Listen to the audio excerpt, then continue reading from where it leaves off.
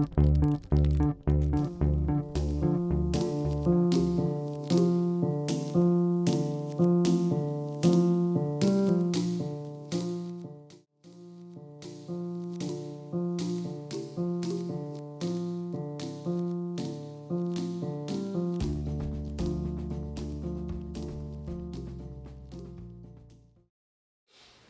we're here in Kyiv.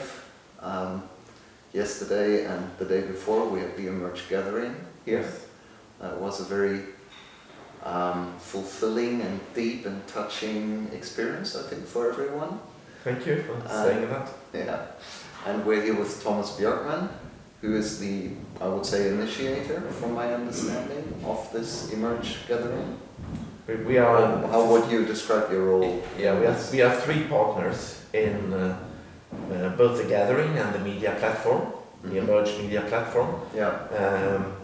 Whatisemerging.com, and that is the Jascha Foundation in Stockholm, the Oak Island Foundation. Yeah. I heard a lot about the island already here. Okay, great. By participants, must be a special place. It is. I'm curious to get to know it. You should.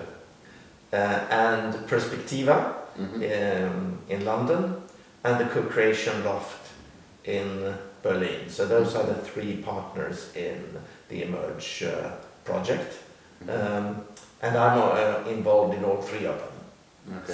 So yes, I have a central role in the Emerge project, and also I have been managing the Emerge gathering in Kyiv and making that happen. Okay, wonderful. Yeah.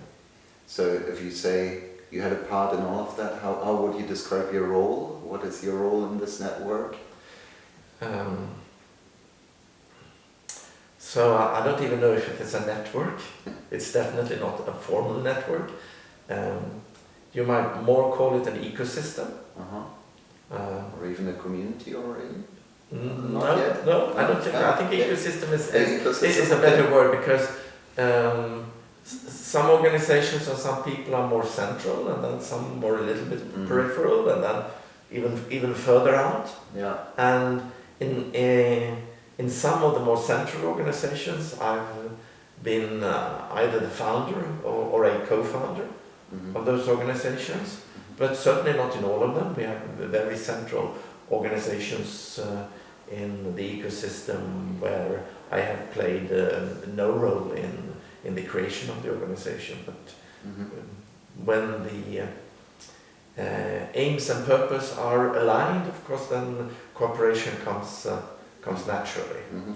And I would say that this gathering in Emerge, and also the Emerge media platform, is a way to make this ecosystem visible to itself, and to help and support even more cross-pollination and cooperation and inspiration across the various organizations or people in this ecosystem.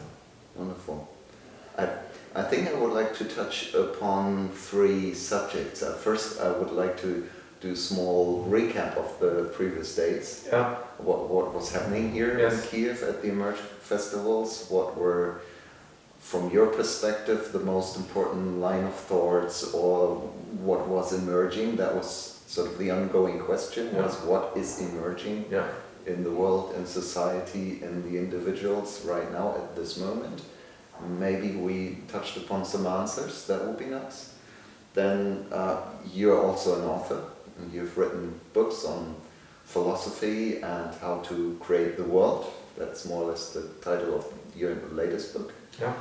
Co-creation. Yeah, co-creation. And exactly. how the world is a process of co-creation. Yeah, wonderful. And from there we can go straight on to the interest of our foundation, to be how co-creation can become a part of global governance processes. Maybe just some first ideas. But that's maybe good. Sort of the outline. Yeah, sounds good. So coming to the Emerge gathering, what was your personal process with this?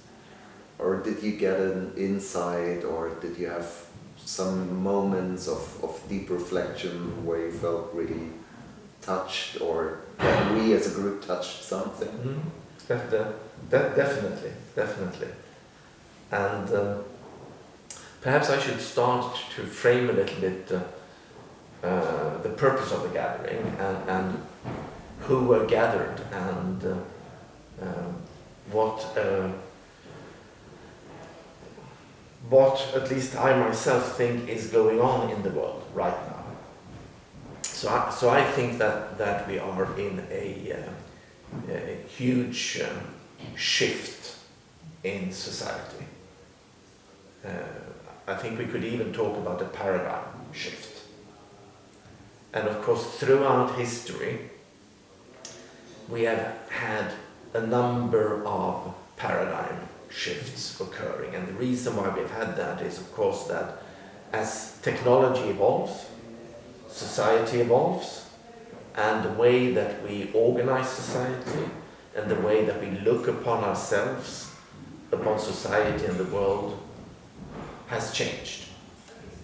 And the last time we had a real deep change in perspective, a real deep change in worldview was during the Enlightenment, when we went from a religious, dogmatic way of looking at the world into a scientific, rational way of looking into the world.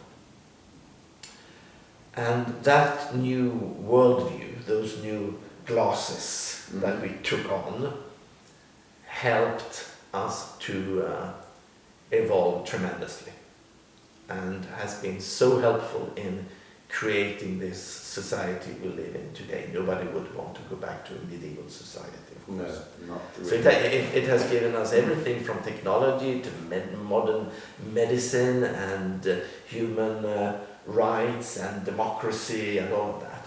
Mm-hmm. But at the same time, I think we more and more start to realize that it is actually this particular way of looking at the world and understanding the world. There's a little bit outside perspective and instrumental perspective. Is actually causing a lot of the problems that we see today.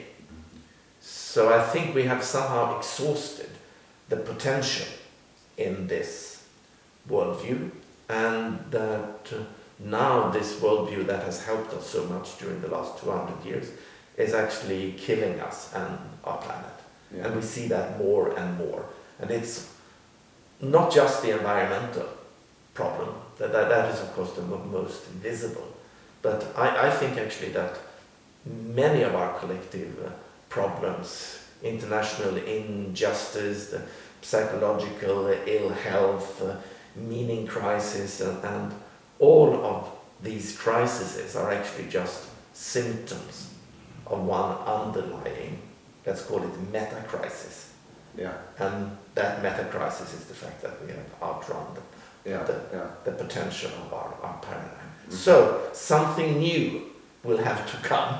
Okay. And historically, these paradigm shifts have always been an emergent process. Mm-hmm. Something is dying, you have turbulence, you have chaos, and something new emerges. Yeah. And the purpose of this gathering for these days was really to feel into that emergence, and see if we could try to sense and understand what is emerging. Mm-hmm.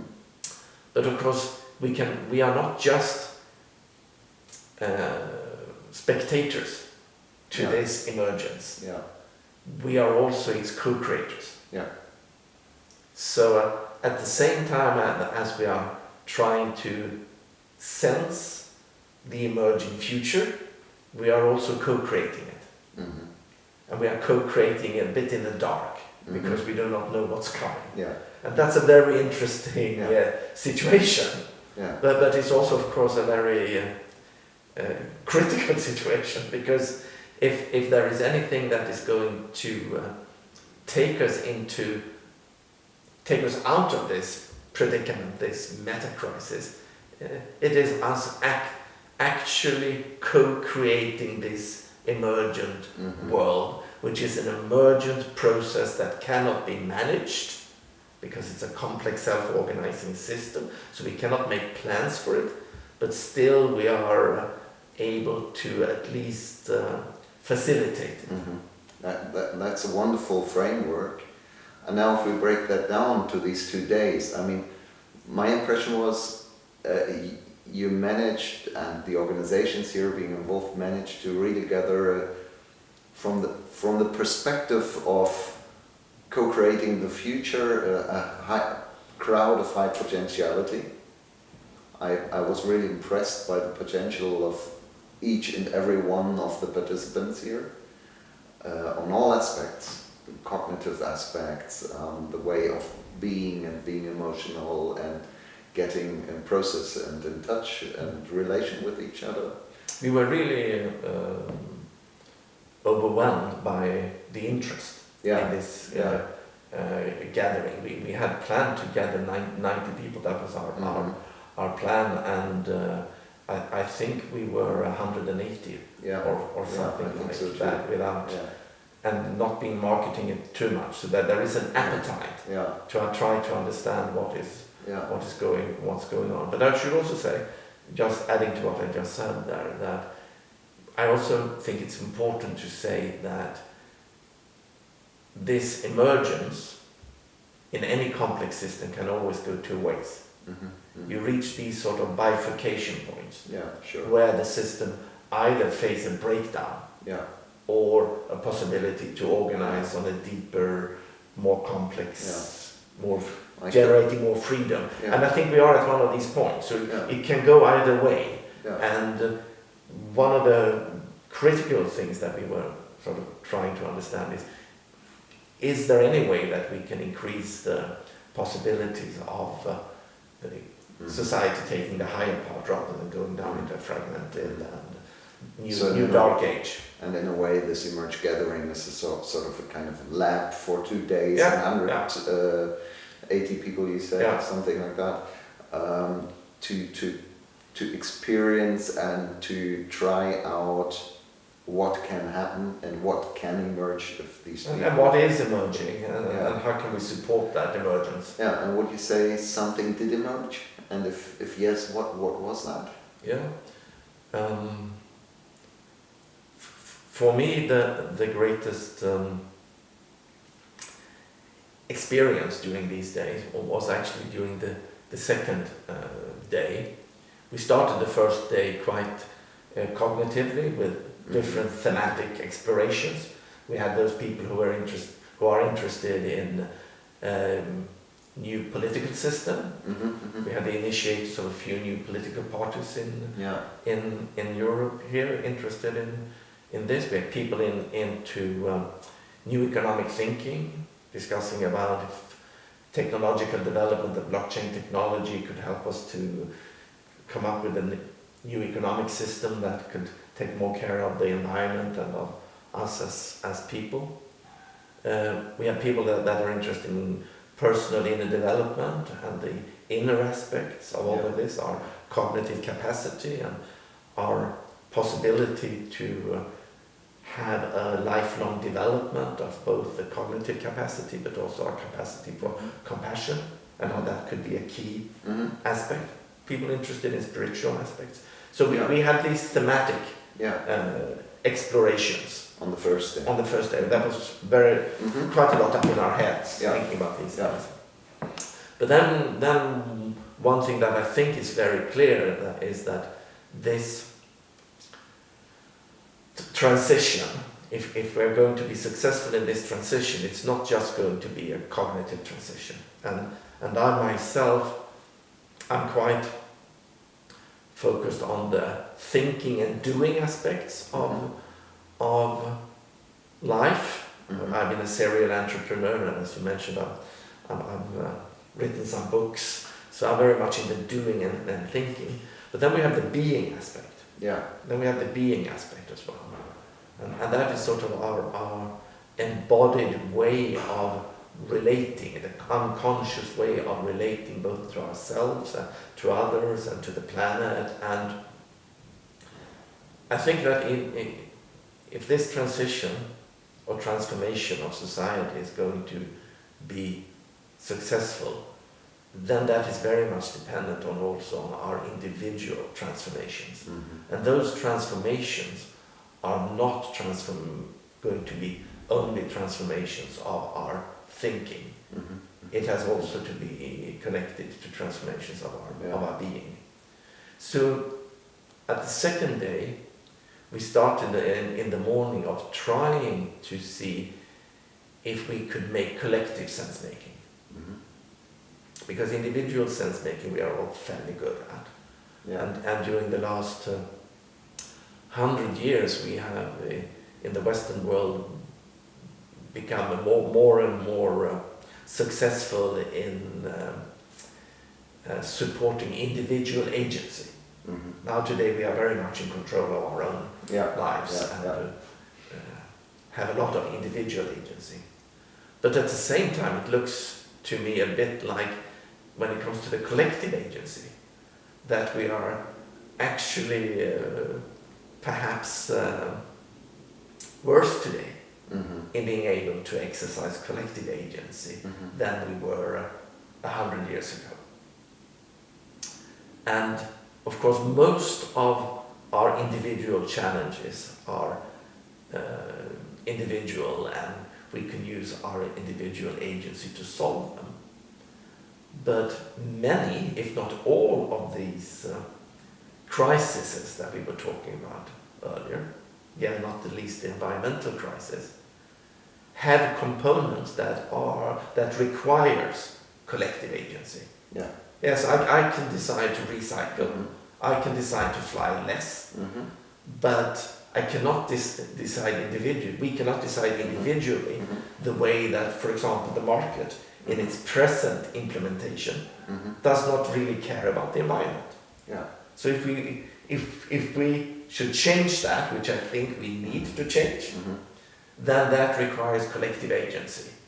So it's a collective sense-making and a collective process, and in the end it also leads to collective governance. Collective governance. And to me, living in London, and the Brexit process that we are going through there right now, and so on, I think we have a breakdown in collective sense-making and collective agency. So with the Brexit, we maybe have the blueprint for what we don't want to have, how we don't want to do this, and how a completely dysfunctional governance process looks like. And of course, that's also a good example of where we need collective sense-making and collective agency. Because we cannot decide for ourselves that, yes, I want to live in a Britain that is part of EU, and you want to live in a UK that is not part of it. We have to agree. And the same for the environment. We have to agree the fundamental rules of the market and the fundamental rules of how we engage as a collective. So, and you think at the second day of the Emerge gathering, this is what was happening? we were running 3 labs on collective sense-making, and to see if we could have a collective intelligence emerging in a group that was actually more than the sum of the individuals. Again, if you look at the collective sense-making going on in many places in the world today, it looks like the collective intelligence is actually less. Most of the individuals in the room are more intelligent than the sum that we are able to produce. And of course the goal would be that the collective intelligence is greater than the individuals. And in doing that, you need to have sort of a possibility for the individuals to be able to lean into that process as individuals, bringing in their own individual agency and serenity in a way, not for the process just to result in the smallest common denominator. It's very important that you bring yourself there as an independent individual, but then also being sensitive for what is emerging between us. And this is a very energetic and complicated process, and it's possible to do in smaller groups relatively easy if you know how to do it. But what I experienced for the first time actually in my life was that we had in the group of the 3 experiments that we were running, the group where I participated, we had 100 people in the room, and we were actually able to achieve this state of coherence and collective intelligence in the group of 100, and I never participated in that before, and that was a strong emotional experience for me as well. Could you describe that? What kind of emotion was it, or how does that feel to be in a group with a sort of collective epiphany, maybe?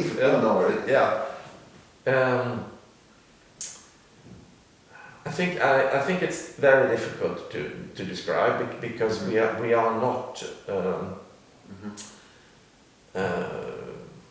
trained to do this. Even so far, I mean, in our societal systems, the need for this is not even recognized. I think in organizations, we are starting to understand in startups and in smaller, very contemporary organizations, self-organizing organizations, we are starting to understand that there is a need to learn how to do this in a good way. But it's not something that we have a good language for. But if I should say anything there, it's a bit about coming into coherence, being open and really listening into the field between us, but at the same time being independent enough to bring your perspectives into this. I felt over the 2 days that, at least from my perspective of experiencing these 2 days, the first day I touched very often upon the subject of inner and outer process, or inner transformation, how inner transformation and outer transformation are kind of mirroring itself. We talked a lot about embodiment and how to feel what we actually think or perceive in society and ourselves, etc. And we also touched upon the subject of fear and fragility, and also sadness in the context of we as individual in this huge transformative processes and what they do, and that we not feel we can somehow steer or manage or maybe even control this. And then the second day in these labs, and then we had these fishbowl discussions, this came up on a very personal level. I mean, we had people, the whole attitude was very calm and solemn, and people were speaking from their heart and from their deep feelings, and we had moments where people were really deeply touched and almost started even crying or laughing. We had nice metaphors on giving birth to something, and how the experience, some women talked about that, how the experience of giving birth could be a metaphor for what we're experiencing in a process of emergence. Yeah, absolutely. So that was quite touching and deep. I still wonder what was the moment, or was there a moment of collective understanding of something, or was it more like that in our being we could feel we had something in common? Or would you say, no, there were 2 or 3 results we stumbled upon? No, I think there's 2 or 3 PowerPoint results. I think that's the old way of thinking. Exactly. And I think that what happened in this process was that we both got a collective understanding. I use the word understanding because it is cognitive, but it also, as you say, it's a feeling and it's intuition and it's feeling into something. take all of that as an understanding, yeah, I think we all got some sort of collective understanding of the process of emergence and the process of where we are today. And one example, I think we all felt that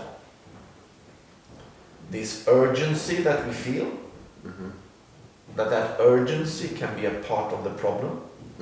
Yeah, It could be part of the You're right, problem, that was and also that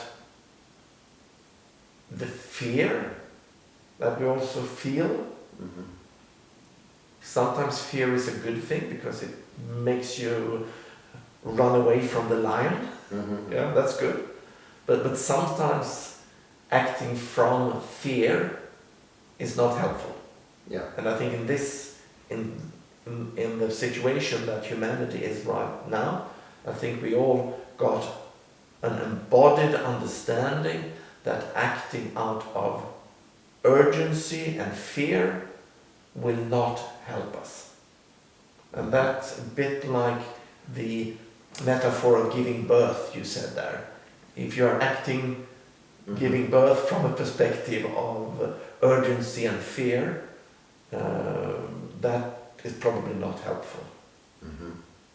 So maybe one interpretation of what was happening could be that in a situation of urgency and fear, of collective urgency and fear, rather than trying to control and steer the situation,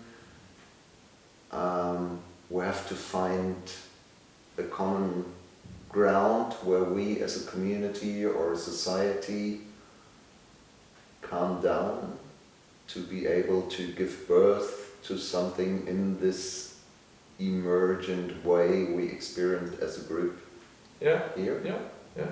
So I think so, and again, making it a bit more concrete and understandable. Going back again to Brexit, or also perhaps the situation in the political situation in the US. I think a lot of what we see in politics today is driven by fear, and that is not helpful. And what we learned here is maybe to step back, calm down, get into some collective sense of being, and from that let the new things. Because we know, of course, from an individual perspective, that when fear takes over, our intelligence, individual intelligence, goes down. The reptile brain. And you get the tunnel vision. And lower intelligence, and that is not what we need today. And it's even more evident that is happening on a collective level. So the collective fear is decreasing the collective intelligence and tunnel vision, and we're looking for the simple solution, and if we see a simple solution, we go for it. We go for Brexit. We build a wall. Problem is solved. That's a very beautiful thought, and I feel it it was flickering all over both days, basically. I just remember in the evening of the first day, we had this nice exercise of doing a glass beads game after the novel by Hermann Hesse. Yes. And it was the attempt to bring a bring two people in the flow of not discussing, but in the flow of co-creating a story narrative on a very complex subject. And I've been in this exercise with a young woman, Jessica, and our subject was utopia. And we started with telling us a story about utopia, a narrative about utopia, which was very the ideal life, the ideal society, and so on and so on. And as the glass beads game progressed, we more and more touched upon